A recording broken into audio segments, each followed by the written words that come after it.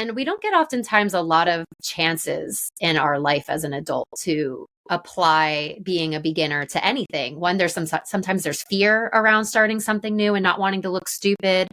Sometimes there's just not time to start anything new. Like every minute sometimes of every day is filled with things that we have to do for others. If you have a family, if you have a business, all those things. So traveling really allows you the opportunity to be a beginner just in and of itself.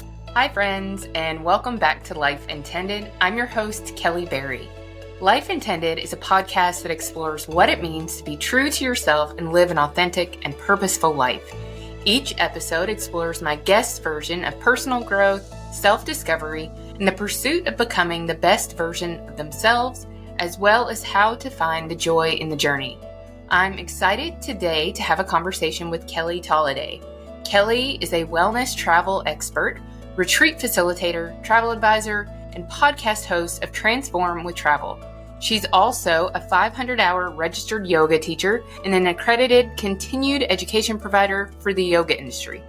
She is the co-founder of RNR, a boutique retreat and travel company, guiding you on intentional travel experiences in the world's most breathtaking destinations. Through their organized group tours and retreats, custom travel advising services, as well as retreat management and facilitation for coaches, businesses, and communities, R&R is your one-stop shop for all of your travel needs. She is married to her husband Sam and is a mom to 2 beautiful girls and 2 crazy dogs. Welcome, Kelly. I'm excited to chat with you today. Thank you so much. I'm so happy to be here. Yeah. So tell us a little bit about, I know I just read your bio, which talks about who you are like professionally, but talk a little bit about like who you are personally, how you got into doing what you're doing. Yeah, how you got here. Yeah. So, travel has always been a massive part of my life. I grew up in a family that valued travel, and we didn't do a lot of international travel, but just anything from camping to going out west to having staycations down in the Keys. I'm based here in South Florida, so we're pretty lucky to call so many amazing destinations home. But I grew up in a family that valued travel pretty much above all else in terms of like material possessions and stuff like that. And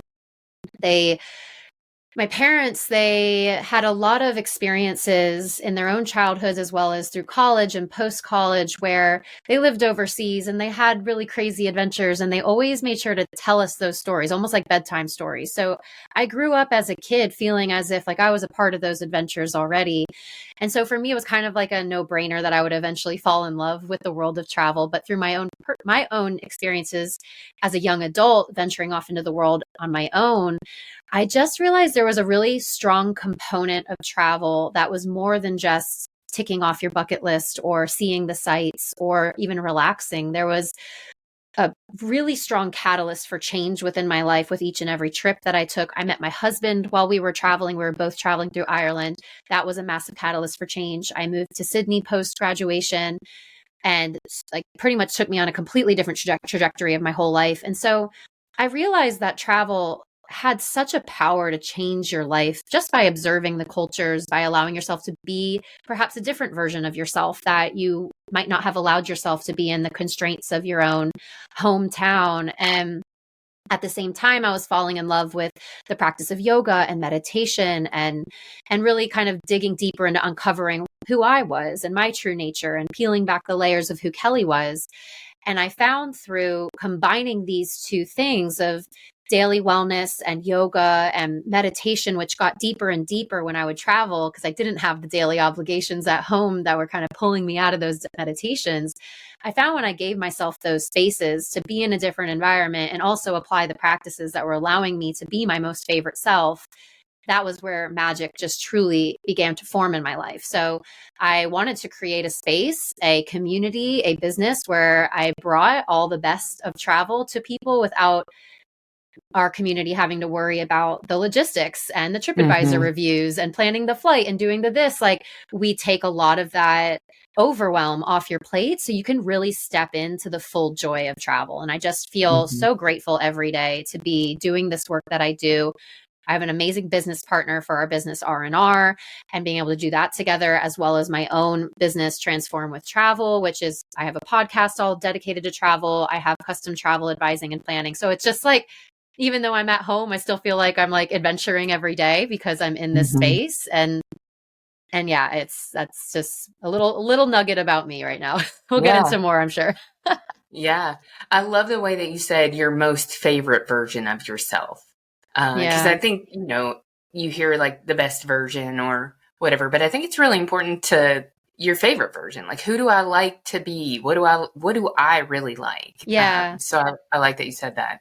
Yeah. I saw that on Instagram recently, so I really can't take credit for it. But that made me just really think about it because I recently got Hmm. asked on a podcast, what would you say to your 18-year-old self? And I answered like, like, you're so cool. Like, how fun is this? Like, how fun is life right now? Like talking to my 18-year-old self. And I realized like, yeah, I was definitely not the best version of myself when I was 18, but I was having a shit ton of fun. And that's like a part of me that I love. And so I'm trying to bring more of that into our group discussions and our journaling and more of the transformation work that we do on travels, talking more about like, yeah, that favorite part of yourself. Because I might not always mean that it's, the best version where you're waking up at 5 Hmm. a.m. and meditating every day. Like that's not always realistic, but there is a reality of being able to be your favorite self no matter what that looks like. Yeah.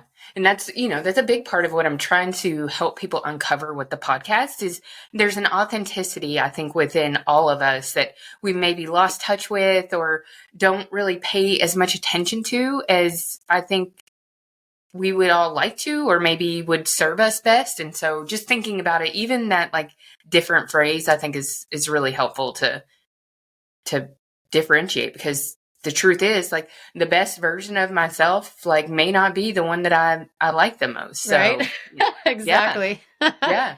Or want to spend all my time being. So yeah. Exactly. Sometimes my best self is really boring. Like I want to go have some Yeah. fun. Yeah, exactly. Yeah. So I know that you have talked, you really take travel and this intentionality and put them together, but for yourself, but for the people that you work with also. And you've kind of coined a phrase called the traveler's mindset. So talk to me about what that means and how you apply it or how you help people understand what that is. Yeah, so I always say that what you learn on the road, whether you're traveling from city to city, state to state, or country to country, you get to cultivate this sense, as you said, a traveler's mindset, and really being able to have this lens in which you view your life as a traveler, even when you're at home. So oftentimes when we're traveling, and again, it doesn't have to be international travel, but you're thrust into a new situation, and you're thrust into new smells and sounds and communities and languages sometimes, and you really get to apply the sense of a beginner's view. Like you're starting something new, you're learning a new language, you're cooking something new even at home. And we don't get oftentimes a lot of chances in our life as an adult to apply being a beginner to anything. One, sometimes there's fear around starting something new and not wanting to look stupid.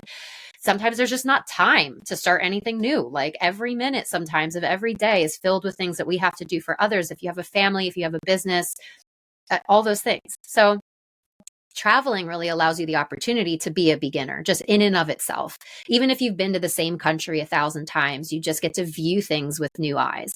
And so that's a really important piece of cultivating a traveler's mindset, is allowing yourself to be in this beginner's mindset, be in this beginner's view. And usually you're okay with like messing up a couple words in a new language that you're trying because you're giving yourself some slack because you're a beginner. You can apply that to your day-to-day life and not taking every single thing so seriously and not having to be perfect at every single thing. So I think travel really helps you get a sense of that first and foremost. The next thing that I think travel really helps, that helps you cultivate that traveler's mindset, is, like I mentioned, you're thrust into new environments.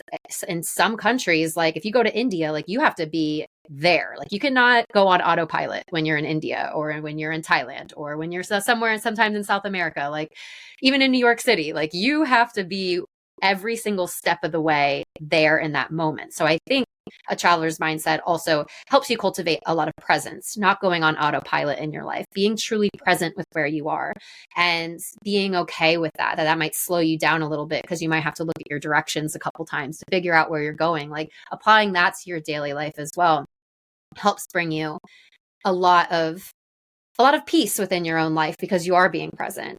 And then there's two more things here, and I don't want to go on, but the third thing there is about perseverance and resilience. As we know, when you travel, again, whether it's city to city, especially with children, or country to country, a lot of things will come up along the way. You're out of your comfort zone. There are challenges that come up. There are things that go unplanned. Like, I've definitely been in situations where I've had a 6-month plan while supposed to be on the road, and it got totally flipped upside down. And so the sense of being able to cultivate perseverance and resilience despite what's happening around you is another thing that you learn on the road. And then the last, and what I think is the most important thing, that cultivating a traveler's mindset and how to apply that to a successful life, whatever success means to you, is the ability to pivot. And it kind of goes hands in hands with perseverance and resilience. But as things come up, you might realize that you need to make a pivot or a change or adapt to a new situation in your life, at home, on the road. And the ability to pivot is truly, in my opinion, the barometer of success. Like, how you are continually able to feel successful. It might not look successful to other people, but how you're able to feel successful in your day-to-day life, and something that you learn very quickly and very often when you're traveling, is how to pivot. In motherhood, in business, in travel, in relationships, pivoting and accepting that pivot, I think, is like so important. And so I could go on and on about what you learn, but cultivating a traveler's mindset and how to apply that to your day-to-day life, I think, is one of the most important takeaways that you can take on your trip. And that not many of us are being super intentional about when we do go travel.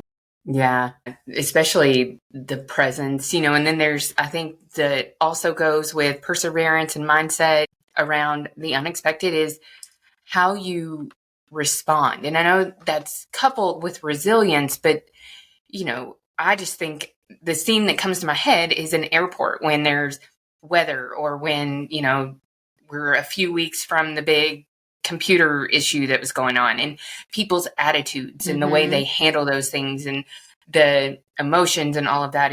That seems like it would be a big part of it too. Like, basically being able to make lemonade out of lemons or something like that, and not letting these things that happen make you into a version of yourself that you don't want to be. Yeah. Oh, Yeah. 100%. I always say, like, travel is very similar to having a child. It is a true mirror, and a very responsive, rapid mirror to your stress levels. And that's not to say that I'm perfect when I travel, that I'm just like serene and calm and like nothing can bother me. What I do though is when I do have, let's say, a temper tantrum over a canceled flight or a hotel room not being the exact one that I booked, I will let myself have that tantrum if I have to. Like, if I'm really feeling overstimulated and dysregulated, there's really nothing I can do about that in the moment. But I do take time after to kind of reflect, like, okay, what was my default emotion? Did I just go like directly into anger? Was I not very kind to that hotel clerk? Was I like kind of not being super judgmental about myself, but kind of just taking a step back and being like, whoa, okay, this is an interesting reaction that I just had to that stress.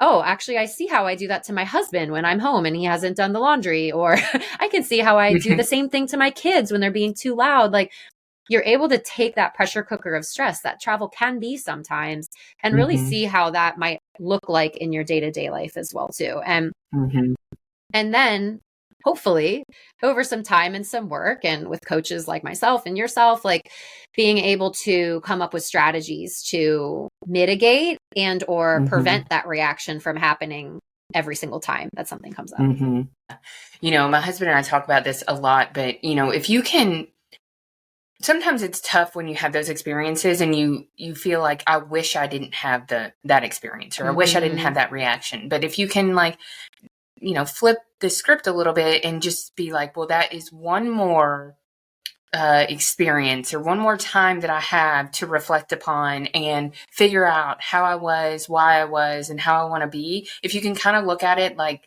I won't say as a gift, because sometimes that's kind of hard to take too, but it's another rep that you have under your belt where you've gotten to kind of flex these muscles, use them, and to this, scenario, you can apply them from one area of your life into so many others, whether it's motherhood or work or whatever. And every rep that you have in situations like that just helps you handle the next one even better. And so I think that's really important. But you have to understand that, and you have to be willing to think about it in that way. You know what I mean? Exactly. It's that intentionality piece, and a little bit of a lot of bit of self-awareness that does come Mm-hmm. with building your reservoir of tools and strengths and journaling. And there's so many things that can go into it. But yeah, it's a self-awareness piece to start with. Some people just have no idea that they're flying off the handle and then literally don't think about it ever again, Mm-hmm. which Right. would be a beautiful place to be in. Yeah. Ignorance. No, I'm just kidding. I'm totally Yeah. kidding. But yeah, I agree with you 100%. Yeah. So you mentioned you had an experience where you had like a plan for 6 months that got totally derailed. So talk about that. And I know you kind of use the traveler's mindset, or, maybe even in retrospect, we're like introducing yourself to that. So what was that situation like? Yeah, I would say this situation is what was the catalyst for me to start considering that these travel experiences were more than just travel experiences, that these were catalysts for growth and change. So back in 2018, my husband and I, my husband's Australian, we were boyfriend, girlfriend at the time. So we weren't married yet. Actually, we were married on paper. We just hadn't had our wedding. So I digress. He was my husband. Back in 2018, we decided we were in the process of getting his green card for the United States. We were living in Sydney. We decided, why are we just waiting around in Sydney? Let's go travel again and wait for our green card while we're on the road. So in 2015, we lived in Thailand for a year. We were teaching English and kind of traveling all abroad across all overseas in Southeast Asia. And we decided that we wanted to go back to this little island off of Lombok, which is just north of Bali, called the Gili Islands. We loved there's 3 islands: Gili T, Gili Air, Gili Meno. We loved Gili Air. It was like this diving mecca, and you could walk from one end to the island to the other in 30 minutes. No cars. There's just horses and carts and stuff and bicycles. And then we just loved it. So we had a plan. July 2018, we were going to go to Indonesia and live there for about 4 to 6 months, depending on how long it was going to take for my husband to get his dive master certification. He was really into diving. And I got a job teaching at a beautiful open air shala in the middle of the islands. And it was like dream based, like literally dream life, like diving every day and teaching yoga on a little island in Indonesia. Like chef's kiss, couldn't ask for anything more. Supposed to be there till the end of the year. My friends literally booked tickets to meet us in Bali from the United States, meet us in Bali for New Year. So we were planning on being there July to December. We got to Gili T for like about a week to celebrate my birthday. And then we got to Gili Air, checked into our villa, I call them a lumbung in Bahasa in Indonesia, and checked in. We had one night. I was very, very sick. I had like really, really bad case of a stomach bug. I was considering going back to the mainland to go to the hospital. It was so bad. And my husband came home from his dive master and he was going to go out to get some beers with friends, but decided to stay home to study. And while I was in bed upstairs, we felt this massive earth shattering shake, basically. And it was a huge earthquake that was hitting the island. And long story short, it was middle of the night. We didn't know if there was a tsunami. We didn't know like what was happening. We had to run to the middle of the island. We slept in open air, basically in a paddock open air with other travelers. We didn't know, again, no cell service. So we didn't have any warnings for a tsunami or anything like that. A couple of days later, we got evacuated by the military and we're told basically like, you have to leave this island. It's only business owners and locals that are living on this island now. And we were like, okay, where do we go? Like, what do you mean? Like all the flights were booked out of Lombok because every single traveler on Lombok and Gili Air, thousands and thousands and thousands of travelers are trying to leave. So we just booked the only flight that we could get out of there. And we went to Borneo. It was the only flight we could get. Went to Borneo for a couple of days, went to the hospital to get myself checked out. And then we ended up finding a flight to get to Singapore. And from in Singapore, we just took ourselves probably like 3 or 4 days to kind of be like, all right, what are we doing now? Like, what do you mean? Like, I have no idea what we're supposed to do right now. And so it ended up being, again, like one of the worst things that have ever happened to me. And also one of the best. Like we ended up going to India. We ended up going to Sri Lanka. We ended up spending 3 weeks road tripping through Western Australia, all places that I just didn't think was going to be possible for us on that trip. And we learned a lot and we grew a lot and we processed and a lot of grief. But the main thing that I realized was that I was really struggling with this fear of this failure. Basically, I had this plan. I posted about it on social media. I was supposed to be a yoga teacher on an island in Indonesia. Like that was the plan, right? And I totally got upended. And I it was a really, I kind of went through all the stages of grief, honestly, through trying to reconcile with what this was supposed to look like. And also coming to realize that maybe not never, but at least for a very long time, that plan wouldn't actually come to fruition at all because I was going to be too concerned going back to Indonesia with the earthquakes and stuff like that. So all of that to say, like, that was kind of the catalyst for me to start realizing, like, there is so much more than just learning a new language or going on a zip line in a jungle, like surfing in XYZ location. Like that the growth truly happens when you step out of that comfort zone. And the universe surely gave me a big step out of my comfort zone with the earthquake. But I learned, like, I totally cultivated a sense of learning how to let go of those plans when they don't come into plan, and like how to pivot and how to be okay with that pivot. It took me a very long time to figure that out, but I think since then I keep getting better and better at being okay with things not going the exact way that I think they should, which is a massive lifelong process for me, but something that particular experience taught me very deeply. Yeah. Yeah. So how do you take those lessons and apply them, to your everyday life? And I know you're a mother. Like, how do you think about modeling that for your children or teaching them or talking about it? What does that look like for you all?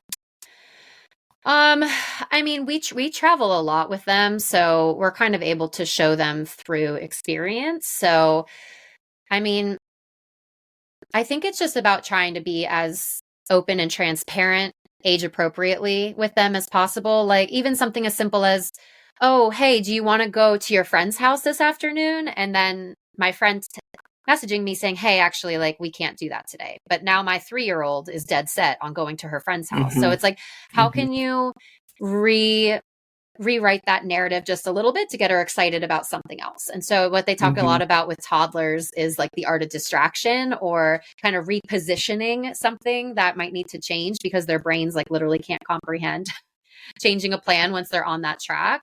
And so it's just like, for me, I'm like, okay, like, we can't go over there today, but we said we can go over Saturday, right? So it's like, okay, the plan might not be today, but now it can be a different day. But now we can go outside and go paint.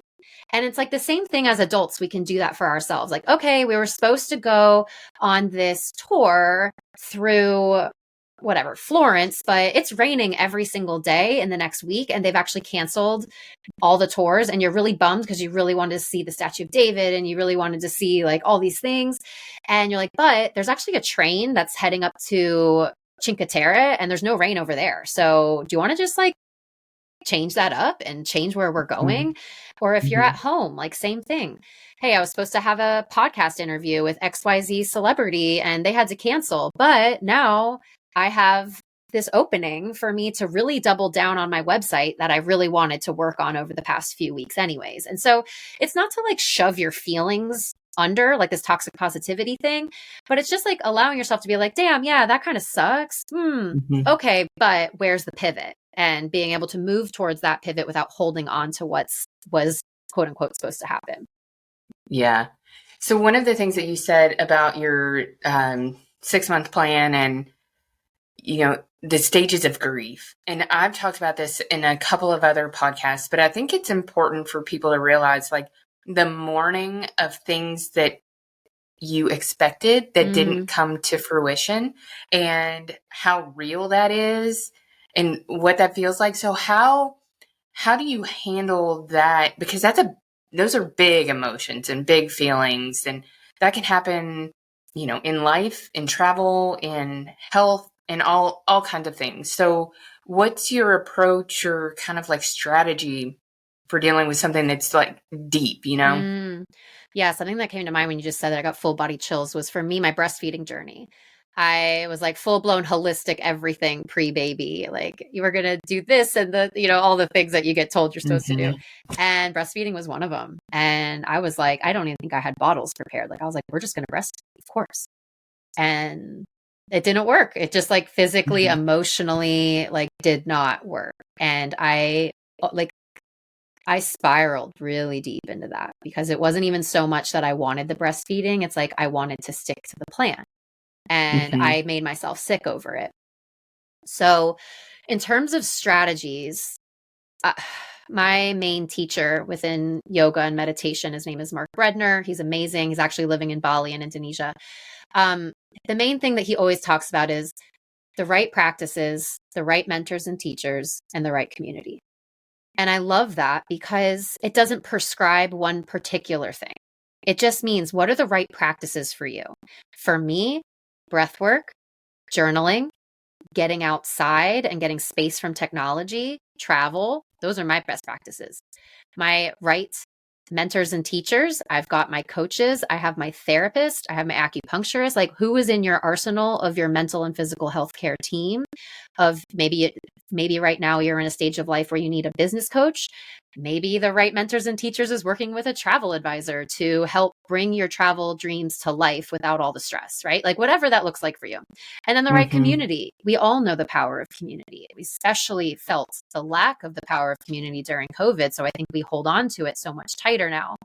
And again, that could be your surfing community. It could be your yoga community. It could be your business networking community.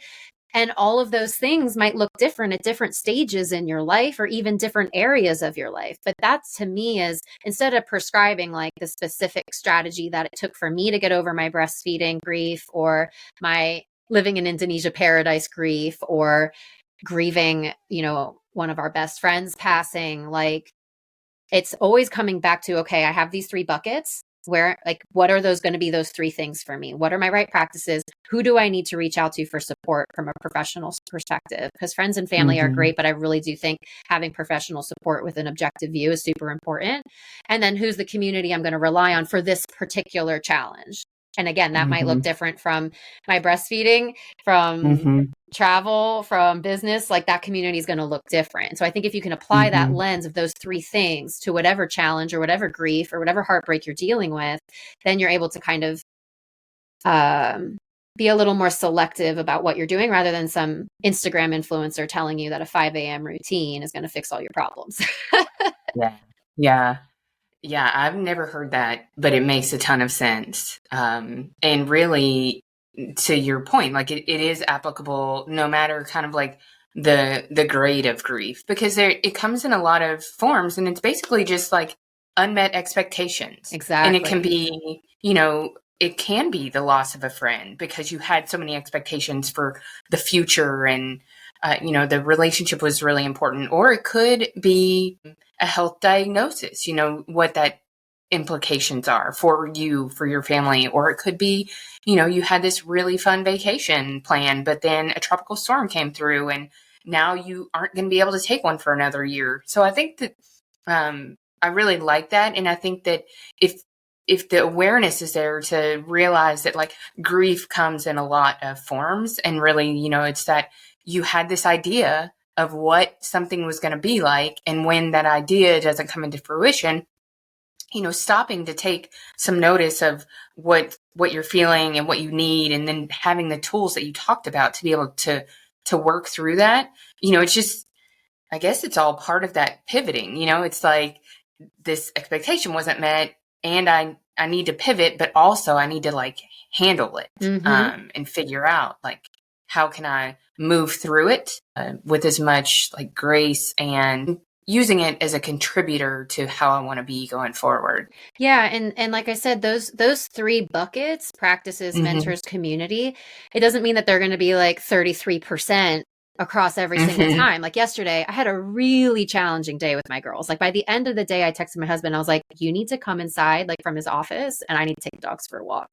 But my practices, like, I wasn't going to journal my way out of that when I have a 3-year-old, like, mommy, mommy, mommy, mom, But what I did was, luckily, I had an appointment with my therapist last night, and it was just coincided that it was a tough day and an appointment with my therapist. But after that session, because she could see it from a bird's eye view over things that we've been working on since the earthquake, she's been my therapist since the earthquake, like, that she was like 80% of the bulk of me moving through that. Whereas other days, 100% of it could just be me taking a couple deep breaths. So it's just knowing that, like, it doesn't have to be relying on all 3 of those at any given time. It's just knowing that those are tools available to you. Yeah. And taking the time to figure out what the tools that work for you are. Exactly. Because, like journaling may not be it for everybody. I do think some form of breath work is it for everybody, at least, initially, to be able to like get recentered. But, taking some time to figure out like, what are those things for you? Just like you would for who is this community and who are these teachers? Like, what do I need to have in my toolbox so I can handle these things when they come up? Because they will. Exactly. We talk about this in, I have we could talk about it later, actually. I was like, that's old. It's just this, I have this ebook called The Mindful Traveler, and we talk about different strategies to help you get from travel stress to smiles. And one of the things is writing your trigger list and like, what are your strategies? So like, I'm triggered by X and what's my strategy for what? And it's like, that's kind of what you're talking about, is like getting curious about what are your tools, and then being clear about that, maybe writing it down, having it in a note section in your phone, because when you are dysregulated or you are going through a stage of grief or whatever, it's hard to know, and you're like, pick it out of your brain as it's happening, but it is easy to just flip open the notes in your phone and be like, okay, I see these 4 different strategies and that one seems like the best to me. So getting clear on that and actually writing it down rather than it living up in your head, because your brain, your control center is going to shut down when you're feeling dysregulated. You're not going to be able to access that higher level of thinking, but the notes in your phone can do that for you. And you'll have that available for you. Yeah. Yeah, that makes me think also of, I talk about this sometimes with goal setting. When you set a goal, and travel is just a perfect example of this, like thinking about in advance, what are the things that are going to get derailed? Instead of thinking through, oh, I'm about to take this trip. It's going to be amazing. The weather's going to be perfect. I'm going to have all this downtime. Like, what are the things that could prevent that from happening? And if you just take a little bit of time and think through, like, well, the weather could be really terrible, or I may have booked this upgrade, but it's booked and they have to put me in this crappy room, or, whatever. But if you just take a little bit of time and like get out of the fantasy of what the perfect experience is going to look like, then when it happens to you in real time, it's not the first time you've thought about it. Yeah. And so you have, to your point about like, these areas of your brain that won't be accessible, at least you will have like the experience of thinking through it in advance. I think that can be a really helpful practice, because if you're setting goals and you're basing your progress to goal off of this very perfect linear path, the first time something doesn't go your way, that's when you're like, well, I guess I just ate a cookie. I guess I'll wait and restart this diet next Monday. Exactly. Instead of already thinking about, well, like, if or when I eat a cookie, like, how am I going to respond to that? Like, what am I going to do? Am I going to put off my diet till next Monday, or am I going to like approach the next meal the way that I want to approach it? And so, yeah, it was just making me think about that when you were talking that way. Yeah, totally. And we were talking about like fantasizing and romanticizing how everything's going to be absolutely perfect, and then it doesn't happen. And the flip side of that is a lot of people get really anxious or stressed or overwhelmed about travel, and they don't allow themselves to talk about it, because travel is supposed to be the mecca of feeling amazing and relaxing. So then when we keep those feelings of those anxieties in, then it makes it feel a lot worse. When we're able to just say it out loud, like, I'm really anxious about my child not sleeping on this trip. Instead of just like holding that in and then it happening and then exploding because it happened, I'm really nervous about my child not sleeping on this trip. So my strategy for that, if it does happen, is this. And so it's like saying it out loud helps de-escalate the anxiety in our own mind. Or perhaps you still feel anxious about it, but now you have a strategy because you let yourself kind of visualize that happening. Or like you said, weather's a huge thing in it. Like, I get really stressed about hurricane season and traveling during hurricane season. We're going to Costa Rica next Friday, like literally the peak weekend of hurricane activity, like historically. And so, you know what? I just told the owner of the villa, I said, I'm really nervous about not being able to leave because of hurricanes and weather. What's the refund policy? And can we apply it to a future date if there is no refund policy? And we found out the answer to that. And I feel really solid about that response. And I feel okay with it. Boom. Okay. If we can't go on that trip, oh, well, at least I know I can reschedule. And so it's like letting yourself kind of just let yourself go there into that anxiety, but then with an approach of trying to find solutions ahead of time. Yeah. Yeah. Productive anxiety. Yes. Or, yeah. Yeah. Yes. So I know you and I talked a little bit about strategy and travel as a strategy as it pertains to your life. And I know you've got some thoughts on this. So if somebody's looking to, travel is important to them, they want to make sure like travel's contributing to the life that they want to have. Like, what are some ways that they can think about that or plan or pick destinations based on that? Yeah, totally. So it kind of goes back to this word we've been saying a lot, is the intention behind it. And so, a lot of us think vacation and we think relax on the beach and just get a lot of relaxation and relax some more and just like that's like all we're really thinking about. And it's like, okay, well, if that is the sole intention of this trip, like you are on the verge of burnout, you need to get away, you need an escape, and relaxing is your core like intention behind what you want to get out of this trip, then that should inform 100% where you go. Maybe it isn't all inclusive, so you literally don't have to open your wallet up. Maybe it's a really remote, deserted island in the Caribbean that you just want to like shut off from the world and your cell phone won't even work. Or maybe your intention is a little bit deeper than the relaxing and you want to uncover what that is. So I have some journal prompts in the Mindful Traveler ebook that I have on my website. There are some journal prompts to help you kind of uncover what is my like real intention behind this. Am I feeling really stuck and uninspired in my career? Is my relationship kind of going through a little bit of a rut? And maybe this trip can re-inspire us as a couple. Do I feel like I rely on so many other people in my life and feel a little codependent with someone in my life, and I want to go adventure on my own and figure out who I am on my own? Am I going through a divorce? Am I about to be an empty nester? Do I want to bring my kids and show them the world, which is a completely different trip, completely different activities? So all of these things help us inform where, how long, who with, what we're doing, right? And so it doesn't mean that every single thing that you do on this vacation has to revolve around this intention, but it can help you figure out what to say yes to and what to say no to when you start planning. Because I'm sure everyone listening on this trip knows what it's like to be like, I'm going to Barcelona. And then you start actually figuring out what you can see in Barcelona in 3 days. And then you're like, oh my God, how am I going to do this all? Then you try to see it all and you try to do it all. And then you feel burnt out just from the trip, right? We need a vacation from the vacation. And so that intentionality piece, depending on what your intention is, helps you inform, okay, how much free time do I want to bake into this to just have a really slow morning or sit at a cafe for 3 hours and just journal? How much time in my schedule do I want to allow for complete spontaneity? Like maybe there's a full day that you actually haven't planned anything, which I fully recommend to everyone who's traveling more than 4 or 5 days, to be able to be in this spontaneous state of who do I meet and what do they tell me to do? And I met this traveler in the hotel and they have this sneak peek place that I get to go to.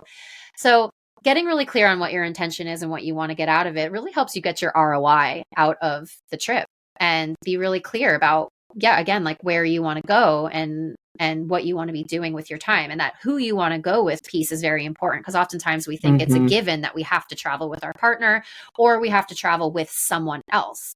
And that's not necessarily the case. Like solo female travelers, I think it's like 48 plus years old, is one of the biggest demographics of travelers right now. It's one of the biggest trends that we're seeing is like 48 to like really 48 plus, 50 plus solo women, not single women, just solo women who are choosing to travel by themselves, whether that's voluntarily or involuntarily, is the biggest demographic and trends of travelers happening right now. Like travel agencies and hotels and operators around the world are shifting their marketing for this. So it just goes to show that like you have the choice in how this travel experience kind of unfolds, not necessarily what happens, what weather you're going to have. You can't control all of that, but the intention piece behind it. And then that kind of helps you see some of the silver linings when things happen that aren't in your plan. Like let's say your intention is to really immerse yourself in a slow living culture and learn how it feels in your nervous system to slow down a little bit. And then I don't know, you have a tour planned in Greece. Oh, you know what? This is a good example. We were in Greece as a family. It was Father's Day. We were supposed to go on a sailboat tour around Paros, and the weather was really bad. And our travel agent who we worked with was like, I don't really recommend like going around Greece when it's a little bit rainy. And I was like, well, we're from Florida, right? We know all about rain. We're okay. And we had to push the sailboat later in the day because of tides and weather and all that. And it actually was one of the most beautiful experiences, because pretty much every day we had something lined up in the morning, and it allowed all of us just to like slow down. My parents went for a really long walk. I got to like just connect with my children and like have a normal, quote unquote, normal morning like we would at home, like wake up, have breakfast, hang out, instead of like pushing them to be on the go. And we got to have a really slow morning, which is something that we wanted to have on that trip. So sometimes things unfold or happen that can suck in the moment. But if you have that intention piece, you can almost like silver lining it a bit and like transition and pivot your mindset towards maybe that it's happening for your greater good. Of course, there are things that happen that are tragic, and we don't want to smile our way through that. Like there are real things that happen, but like 90% of the time, there are things that we can kind of mold into our intention to help us for our greater good. Yeah. So when you travel and you are in a new place, like what is your favorite way to kind of like take in a new place or get your bearings? I love walking. So first of all, if you're going into a different time zone, whether it's just to Florida to Nashville, which is what hour difference? Yeah, an hour difference. Like the getting outside as soon as possible when you land is one of the most important things you can do for your overall health when you're traveling, because when you get outside in the morning or in the afternoon, your eyes are adjusting to the different spectrum of light, which helps you trigger melatonin at the appropriate time to go to sleep and stay asleep. So it helps kind of combat jet lag. And these are other like tips that you'll get in the Mindful Traveler ebook, stuff like that, and how to combat sleep. But for me, I love being on the ground. I love walking. I love going to local parks, which is something really fun to do with the girls. Like we're kind of forced to find the best parks around the world because you need your child to just go to a park and run. But because you're going to local parks, like you're able to kind of see communities at their most fundamental levels. And I love when we're like without children, me and my husband we love to rent a motorbike and just motorbike around, but still it's motorbiking and cycling and walking, still have that kind of on the ground immersive experience rather than seeing it from the car window or an airplane, which have their time and place if you're trying to get from one place to the next really fast. But when we get immersed in a community, I love just taking a long stroll or hopping on the back of a motorbike and just really seeing like another example of Greece, I guess, is we hiked from the port all the way up to the top of the Hora, which is the top of the town on the mountain in this island, Seriphos. And we were literally passing people's little houses, little windows that were open, and we were smelling the food and the fragrances from the flowers and hearing this old Greek couple yelling at each other. Perhaps they're just talking with each other, but that sounds like yelling. But like that, to me, you get to peer inside someone's like real life and almost like feel what it would be like to be there, like what the difference is and what you can learn from that. So walking, I think, is one of the best things that you can do. I love taking like food tours or like street food tours, because usually they'll take you to some really like awesome local experiences. And then the last thing is talking with people. Like go to your barista at your cafe and say, hey, where would you go tonight for dinner if it was you and a group of friends? And 9 times out of 10, they're going to tell you somewhere that you can't find on TripAdvisors. So like, be okay. Like it goes back to that beginner mindset. Like be okay with like not accepting that you don't know this place and somebody else knows it more than you, and asking for help and getting their opinion on that. Yeah. So do you do a lot of pre-planning, tour planning? Are you like more blank slate, figure it out when you get there? Yeah. What's your strategy? I like to have a loose plan. So I will have a Google sheet. I will have an Excel sheet itinerary, and, I'll make it pretty. And I like to do some pre-planning ahead of time, just so we're not sitting around being like, well, what do you want to do? What do you want? I like to have some intentionality around that. And I will do like day 1 a.m. p.m., day 2 a.m. p.m. And then I'll have like dinner recommendations, but I'm very fluid with, okay, well, the weather wasn't great for that, so let's shift that to another day, or let's just nix that hike altogether because this local told us about this traditional spa house that we should go to. So it's like having the pieces in play, but being very okay with shifting around that. And with kids, I travel with my kids a lot, like that. You got to be okay with being flexible and learning to be okay that you didn't see the 12th temple of the day because your kids just don't care about it anymore. Mm-hmm. So, yeah, I think a loose plan is definitely one of the best ways that you can go when you travel. Of course, people that travel that feel a little uncertain, or it's a destination that requires a lot of pre-planning, like, um, if there's a lot of museums that you want to go to, or there's a lot of national parks you need permits for, or like a Peru. We're going to Peru next April with R&R, my retreats business. We're spending 8 days in Peru. Like, of course, with our retreats, everything is planned very Mm-hmm. intentionally. But if I were to go to Peru by myself, I would probably want to make sure that either I'm working with a local tour operator or everything is kind of pre-planned, only because I know that there's so many like pieces that can shift and change there. So yeah, I think Yeah. loose plan is always like a great way to go, leaving room for spontaneity, but also not leaving enough not leaving enough space where like, or maybe not leaving enough, not planning and spending an hour or two every morning trying to figure out what you're going to do, because then that's just wasted Yeah. time. Yeah.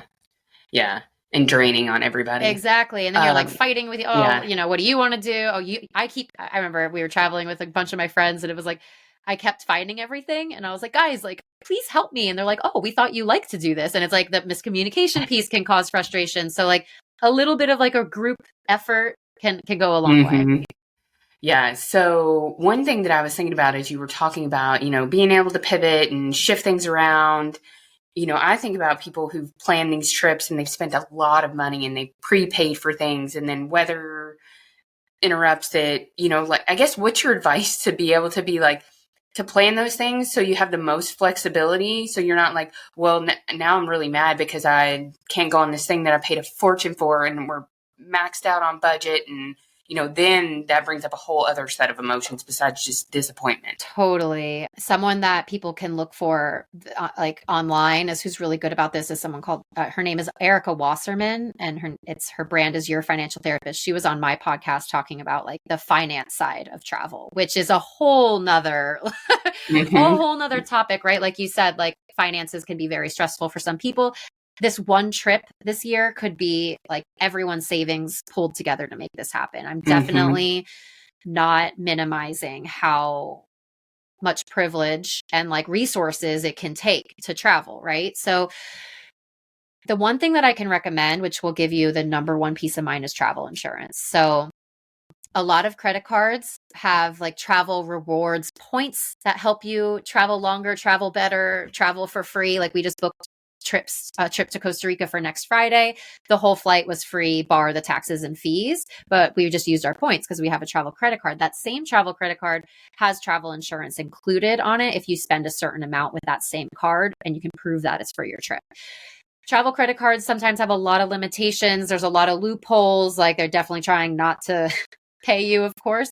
However, Yeah. I work very closely with a travel insurance company called Faye, Faye. You can email me directly about getting a policy with them, but they are totally disrupting the travel insurance industry with 24/7 telemedicine, an app that's amazing that makes claims easy. So I would say, I know it sounds like kind of old, but like travel insurance is the best way to help keep your peace of mind when things do go unplanned that you can't control.